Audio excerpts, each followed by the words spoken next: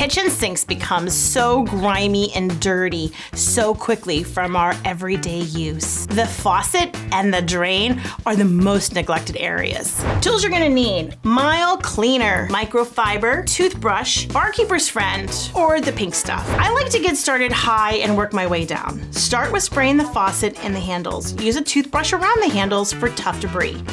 If you have a faucet that flips up, make sure to turn the water off first and then turn it up so you're facing it.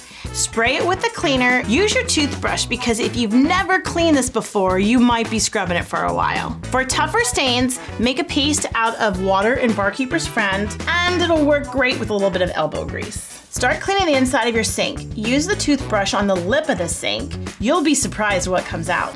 If your drain plug is removable, go ahead and take it out, but be warned, it's not gonna be pretty. Barkeeper's friend works great in a stainless steel sink, but tends to leave residue. I like the pink stuff, and it doesn't leave the residue behind. Go ahead and rinse, dry your sink, and enjoy your shiny sink.